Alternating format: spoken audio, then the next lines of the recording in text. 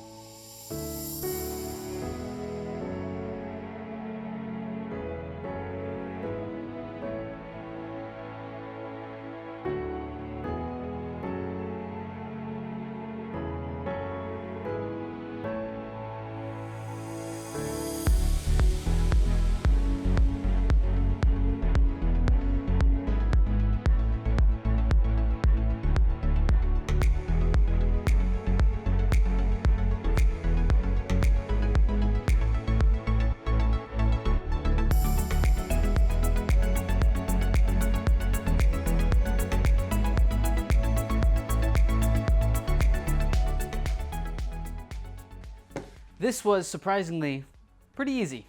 Now, I ended up taking off a lot more than you need to if you need to remove the top from the bottom section. I went ahead and removed all these pieces over here because I am planning on painting this and fixing the fiberglass work on the upper half. So might as well go ahead and strip everything down while it's on the body. Makes it a little bit easier. It's not all wobbly and bending around. So the upper half is pretty much ready for paint. I gotta take off a few more things, all the steering components, but all that's ready to go. Now you can keep the seats and all the other body parts still on the top half and remove it. The only thing you have to remove is the gas tank line, the steering line, and the wiring that goes to the steering console. Now I did it the harder way by taking off all the steering stuff and removing every single button. You could have just undone it right here with 2 clips. Now there's not much to these. There's actually a lot of playroom in here. If you were going to remove the motor, I would just remove the top and then make it all easy and right here. Plenty of room for everything. I can see the starter right here. I can see the bolts that get to it. I'll go ahead and replace that too because I have that starter in already. I found the old registration. Now the expiration date for this thing was July of last year, so it hasn't been off the water very long. And the other registration, which is in the hood, said it was for June of last year. So they must have sold it like a month after they renewed it. Now what's kind of interesting is I thought this was going to be in saltwater most of its life, but the last 2 owners of this was only like 45 minutes away from my house, and I'm not anywhere near saltwater. Like the closest saltwater to both of these cities is probably an hour and a half away. So a little confusing there. The last owner was just a regular person. The owner before that was a company, and then I don't know previously before that. So that's all I know. Now this bottom half of the jet ski is not fiberglass. This is their new Polytech that they started doing a few years ago. It's mainly on their Seadoo Sparks, but they also do them on the Seadoo GTIs and a couple other models, I believe. Now I switched it to these because these are, I guess, cheaper and lighter weight and supposed to be stronger. Supposed to be. But when you hit it, it cracks into a bunch of pieces. Just like fiberglass though, so it's really not that big of a deal. It's just hard to repair because this stuff takes a certain kind of plastic welding because it has like plastic and fiberglass infused stuff. A little bit more complicated. Now I'm going to try to fix this instead of replacing the whole bottom half. I'm going to be using fiberglass, and I also have some of the welding sticks, so I'm going to try to fix a lot of the cracks with that. But these chunks missing, and I'm going to have to recreate this body line here. All that's going to be a little bit more difficult to make out of just this plastic stuff. So I'm going to be using fiberglass for all that, and then try to make it look a little bit better with the plastic on top of it. Not sure if it's going to work. Worst case scenario, I'm going to get a new bottom, but I think I can get this thing watertight and looking pretty good. I also took this fin off, and it is made of the same plastic, so I could also use this to fix some of the other missing pieces if I needed to. I'm not sure if I'm going to need it, but I already bought a new fin, so just whatever we can use out of all this stuff would help. That's what's up next. I'm going to fix the bottom half first and then move on to the top half. Hopefully we can get this thing looking like it never got in a wreck. Hopefully. Wish me luck.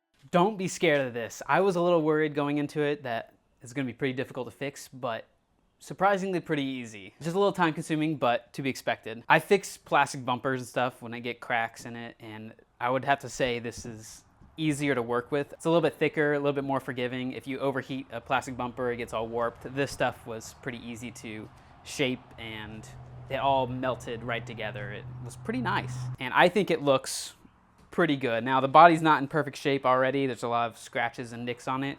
So it kind of matches in the back. It's not absolutely perfect, but it works. And I believe it's gonna float. I used a lot of that old fin and cut up some of the pieces and fixed a lot of the holes that were there that I was originally going to fill with fiberglass. I'm glad I did it that way. I think it looks a lot better. And then I ended up putting a coat of fiberglass on the inside just for my own sanity and for people in the comments saying it's not going to hold. Along with that, I also cleaned up the whole engine bay, sprayed it all down, pressure washed it, cleaned up all the corrosion, and then sprayed some Corrosion X on it, so there should not be any more corrosion coming in anytime soon. I'm not planning on taking it to the ocean, at least when I do. And if I do, I'm gonna clean it very well. This is probably the first time this thing has ever been cleaned. I found a couple frogs, a wolf spider, and a live snail that was about that big in here. So, a whole ocean in here, basically. But it looks way better in here, a lot cleaner. I need to replace that starter, but I need a specific bolt extractor or something. I don't know what these things are called. It's like the reverse torque. A reverse torque. I don't know what it's called, but I need one of those. I might have one. I gotta find it, but that's how you take off the starter and replace it. And while this top is off, I'm gonna go ahead and change the oil filter, clean all that up, do the basic maintenance stuff, maybe do spark plugs, we'll see. It runs good as it is, but we'll do it all while it's easy to get to. Yeah, I'm pretty happy. I'm gonna link everything that I used to fix this in my description, the specific plastic weld rods that you need, and also that heat gun that heats up really hot, melts everything really good. I'll link all that in my description if you guys need it. This thing is next. I'm gonna pressure wash it while I have the pressure washer out, clean it all up, and then start tackling that fiberglass work. Might be a little bit tricky to recreate some of that stuff, but we're gonna be able to do it. Let's get to it.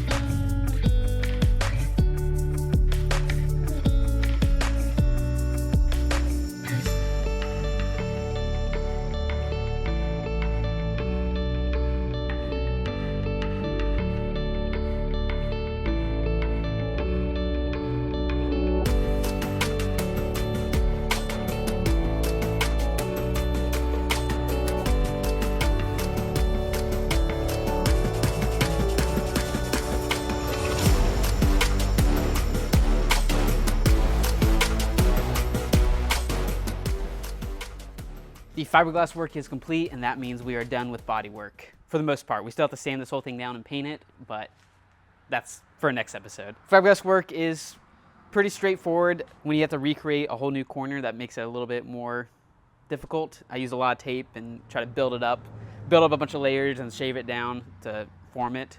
So it just takes a lot of time, but it is pretty easy. This looks pretty perfect. You can't get much better than this. This looks pretty good. Now, all this was missing, so I had to recreate all that, recreate this body line, look over at the other side and try to mimic it, and I think it turned out pretty good. This part right here isn't the prettiest, but all this is covered. There's a corner piece that covers all that, and then this is all covered by that side molding, so it should work. I still have to drill a couple holes for the mounting, but we can do all that after we paint it, because all that's covered anyway. To answer everyone's question, yes, the color is changing. I'm not painting this back to white. It's going to be a different color. I don't want to spoil it for next episode, but this is going to get a custom new paint job and then something else on top of it to make it look good. Hopefully look good. Same thing with the seats and all the other plastic. All that's going to get changed too. It's going to look completely different. And while we're talking about other stuff we're doing, that jet ski back there, I did buy a motor for it that runs. So hopefully we'll be fixing that up here in a few weeks also. Hopefully. I hope you guys are enjoying this build. I am enjoying it a whole lot. I love doing Seadoo stuff like this, especially body work, not so much the engine work. I like the body work side of stuff. A little bit easier on my hand. It's starting to get a lot warmer here in Florida, so I really want to be out in the water, get this thing done in a few weeks, hopefully another month on that one to fix it and redesign it, make it look a lot better. Then we'll have 2 skis and then maybe a boat coming soon. We'll see. If you guys have an Instagram, follow me on there. Ultimate Rebuilds, also a TikTok and a Facebook if you want to follow me there too. That is it. Catch you guys on the next episode, painting this and fully customizing it. Stay tuned. Bye.